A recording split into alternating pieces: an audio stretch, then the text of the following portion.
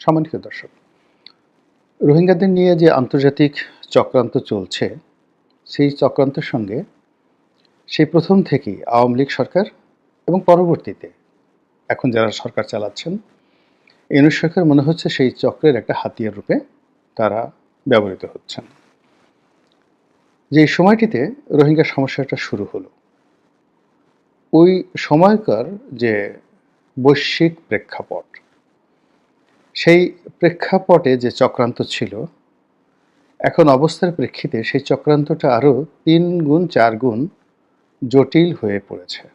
এক, আর যখন এই সমস্যাটা শুরু হলো, তখন এটা সমাধান করা যত সহজ ছিল, তার চেয়ে এখন কয়েকশো গুণ কঠিন হয়ে পড়েছে। দ্বিতীয়ত, এই রোহিঙ্গাদেরকে নিয়ে আন্তর্জাতিক মহলের একটা বিরাট ব্যবসা রয়েছে। A big deal, big business. সেটা আমেরিকার আছে, সেটা জাতিসংঘের আছে, সেটা পশ্চিমা দেশগুলোর আছে, সেটা বাংলাদেশের এক শ্রেণীর মানুষের আছে, এনজিওদের আছে।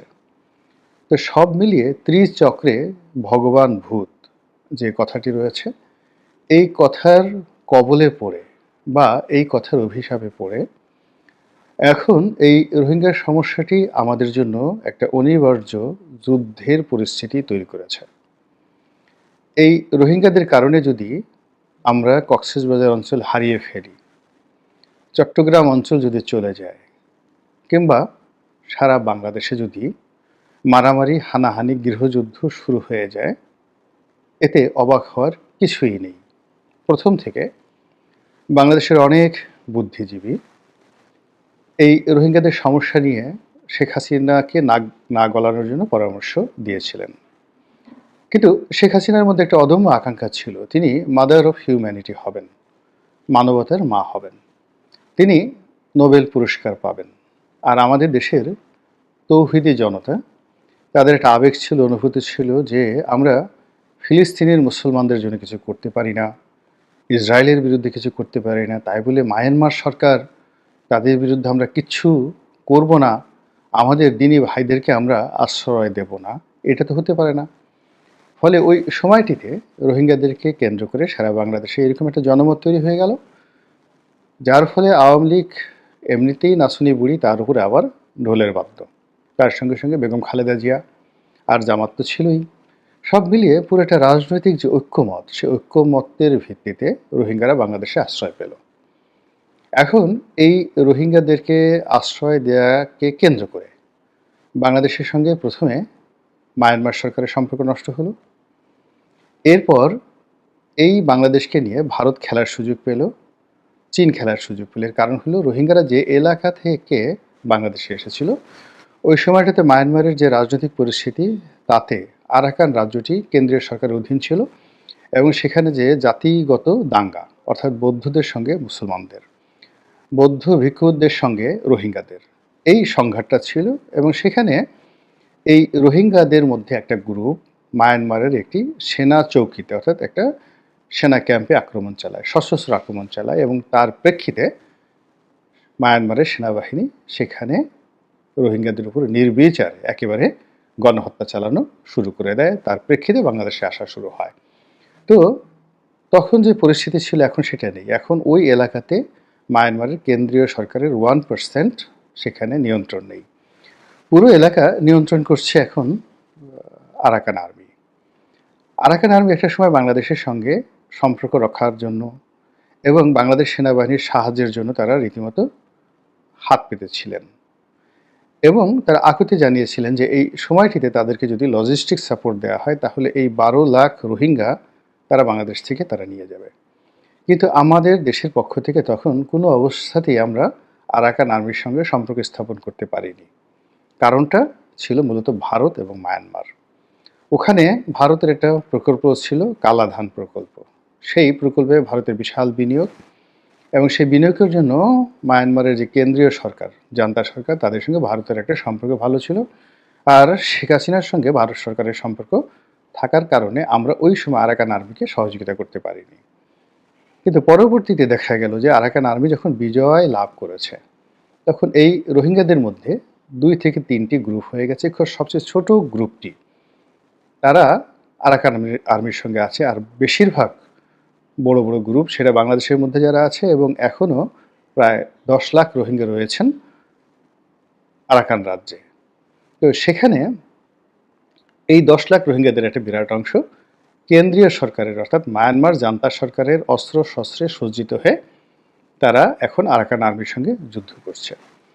এবং এই যুদ্ধ করতে গিয়ে তারা বেশিরভাগ ক্ষেত্রে বাংলাদেশকে করিডোর হিসেবে ব্যবহার করছে এবং আমাদের দেশের যে ক্ষেত্রগুলো রয়েছে, মানে আমাদের দেশের যে রোহিঙ্গাদের আবাসস্থলগুলো রয়েছে, ক্যাম্পগুলো রয়েছে, এইগুলো আরাকান আর্মির টার্গেটে পরিণত হয়ে গেছে।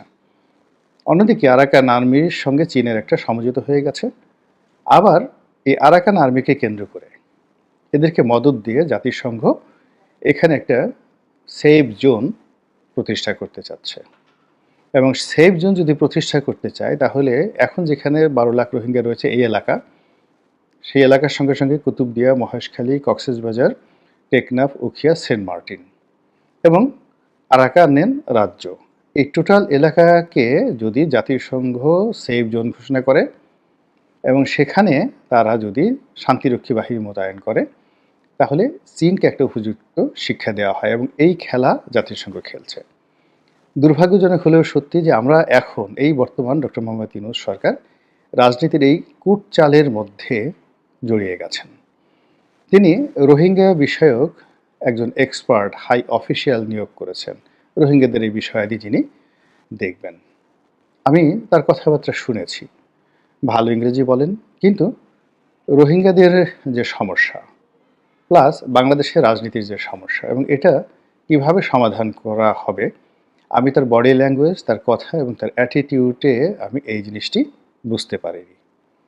এটা আমার দুর্বলতা হতে পারে বা যে মহাজ্ঞানীকে ডক্টর মোহাম্মদ ইউনূস নিয়োগ দিয়েছেন তার পাণ্ডিত্যের বিশাল বহর হতে পারে, কিন্তু এই ভদ্রলোক যা কিছু করছেন তাতে সমস্যা রীতিমতো না কমে যুদ্ধের দিকে চলে যাবে।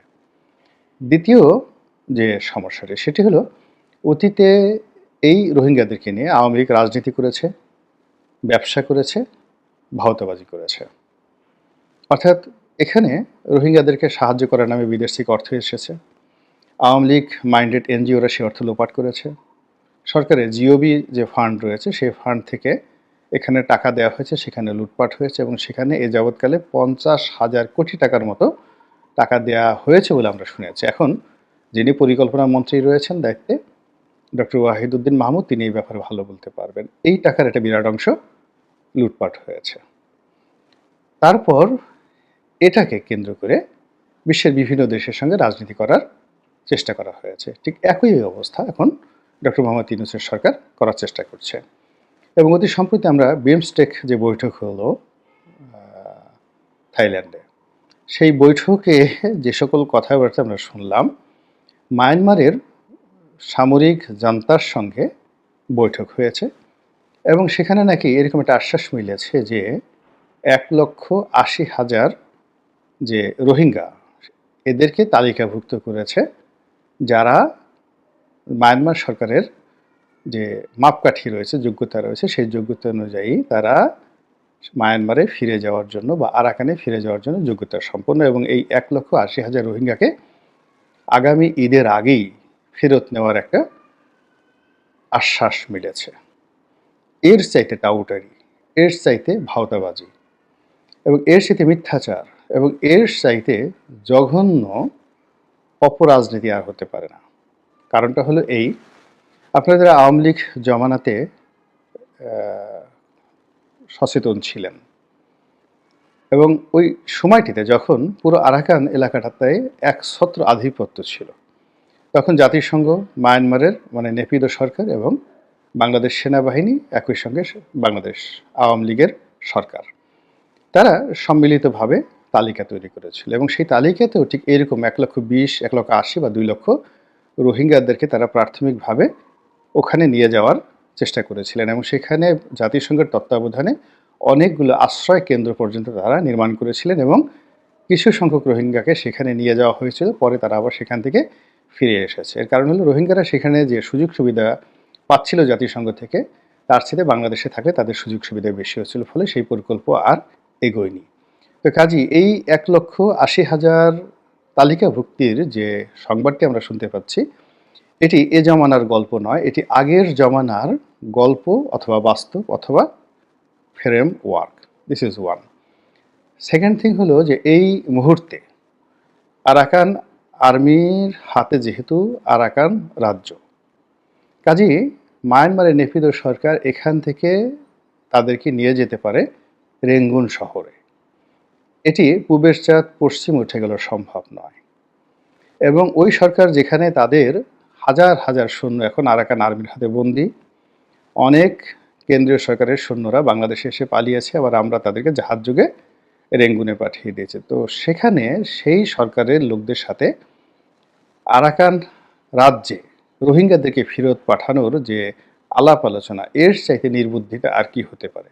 আর এই কথায় আমরা যারা লাফাচ্ছি, উল্লসিত হচ্ছি এবং বর্তমান সরকারকে জাতীয় বীর বা বীরত্বের সরকার হিসেবে আমরা আখ্যায়িত করার চেষ্টা করছি, আমরা মূলত নিজেদের নফস, নিজেদের বুদ্ধি বিবেকের উপর জুলুম করছি, অত্যাচার করছি। এবং এইভাবে অত্যাচার করতে করতে একটা সময় আমরা এত বোকার জাতিতে পরিণত হয়ে যাব যে সাধারণ ভালো মন্দ পার্থক্য করার ক্ষমতা আমাদের থাকবে না। মহান আল্লাহ আমাদেরকে সেই বিপদ এবং বিপত্তি থেকে রক্ষা করুন।